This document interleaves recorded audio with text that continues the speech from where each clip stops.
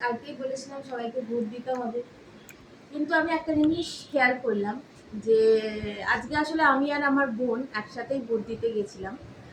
তো দেখা গেল যে ওর একটা অন্য জায়গায় পড়েছে, আমার একটা অন্য জায়গায় পড়েছে, বরাবরই তাই হয়, ঠিক আছে। ওর একটা অন্য স্কুলে পড়েছে, আমার একটা অন্য স্কুলে পড়েছে।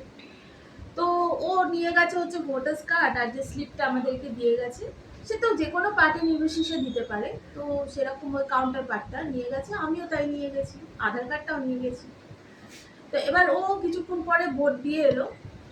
লাইন ওখানেও ছিল যেখানে ও পড়েছিল, কিন্তু জানা পরিচিতর মধ্যে সবাই একটা বলতে পারি যে হ্যারাস্ট হয়নি। কিন্তু আমার ক্ষেত্রে কি হলো, আমি দেখলাম আমি যেখানে ভোট দিচ্ছি সেখানে বাইরে একটা এক্সট্রা পিকেট করেছে, সেখানে একজন মহিলা এবং দুটো এক্সট্রা সিকিউরিটি।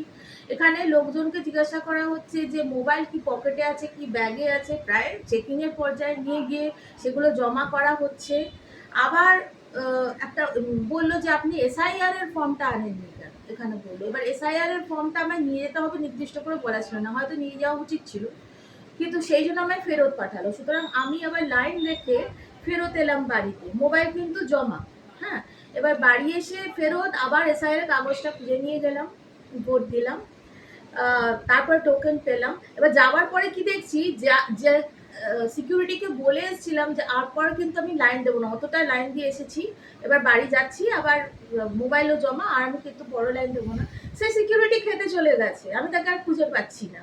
তো এই আর দ্বিতীয় কথা হচ্ছে, যখন আমি প্রথমবার লাইন দিলাম তখন মহিলা এবং লোকেদের আলাদা আলাদা লাইন ছিল, আলাদা আলাদা ঘর, যাতে তাড়াতাড়ি হচ্ছিল। যাওয়ার পরে দেখলাম টোটাল অরাজকতা, মানে মহিলা এবং লোক একসাথে লাইন দিয়ে দিয়েছে, ওটা নাকি টিফিন আওয়ার চলছে। কথাটা হচ্ছে মানুষ তো কাজ ফেলে ভোট দিচ্ছে আপনাদের, আর এক মুহূর্তের অরাজকতায় কিন্তু মানুষের মাইন্ড চেঞ্জ হয়ে যায় যে কাকে ভোট দেবো। আমি কিন্তু বলছি না এটা রুলিং পার্টি বা অপোজিশন পার্টি, একটা এক্সট্রা সিস্টেম এখানে করা হয়েছে যে কারণে মানুষ কাজ ফেলে গিয়ে ভোট দিচ্ছে, আপনাদেরই দিচ্ছে, আপনারাই আবার ট্যাক্সও পাবেন 5 বছর। তাহলে পাবলিক কনভিনিয়েন্সটা অন্তত পক্ষে দেখুন। 2026-এ এসে এই কথা কেন বলতে হবে, এমন কেন মনে হবে যে সিস্টেমটা আরো কমপ্লিকেটেড হয়ে গেছে। তো এটাই আমার অথরিটিসদেরকে দৃষ্টি আকর্ষণ করা যে পাবলিক কনভিনিয়েন্সটা প্লিজ দেখুন। যেরকম আগে আমরা ভোট দিতাম, খুব ফ্রেন্ডলি এনভায়রনমেন্টে যেতাম, রুম ভাগ করা হয়ে গেছিলো, ভোট দিতাম চলে আসতাম, সেরকম হলে কি প্রবলেম ছিল।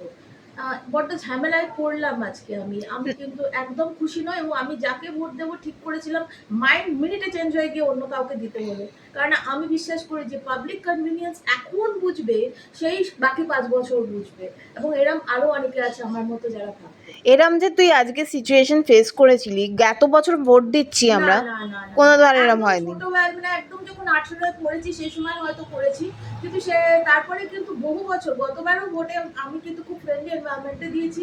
না তো এত এক্সট্রা ঝামেলা হয়েছে, এই স্লিপ নিয়ে যাও, ওই স্লিপ নিয়ে যাও, সেই স্লিপ নিয়ে যাও, বলাই হয়নি না এরম না। আমাদের যে দিতে এসেছিল সেও কিন্তু স্পেসিফাই করে নিয়ে গেলে হয়তো ভালো হতো, সেটা আমি বলছি না, কিন্তু তার জন্য তো হ্যারাস করা কেন, ওখানে তো লিস্টে আমার নামটা রয়েছে না, তবেই না।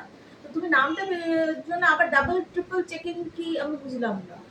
তো দিস ওয়াজ ভেরি ইনকনভিনিয়েন্ট। এটাই মোস্ট বাজে ভোটিং আজকে এবছরটা হলো মনে হয়। আবার এই একই ওই দিকের যে বুথটা আমার বোন গেছিল ওখানে কিন্তু সমস্যা হয়নি। না, ওখানে বলেছিল যে আপনি এই এই পার্টির ভোট কেন নেই, স্লিপ নেই কেন। আমি বলছি আমার কাছে অনেকগুলো স্লিপই এসছে, আমি তো জানতাম না, আমি একটা স্লিপই নিয়ে এসেছি। অনেস্ট, উনি কিছু বলেননি সেখানে। হ্যাঁ, এখানে তো কোনো বাধ্যবাধকতা বলেননি। এটা কিন্তু পাবলিক হ্যারাসমেন্ট, আমি মনে করছি এই শহরের একদম পশ এলাকায় এখানে থেকে এটা এক্সপেক্টেড নয়।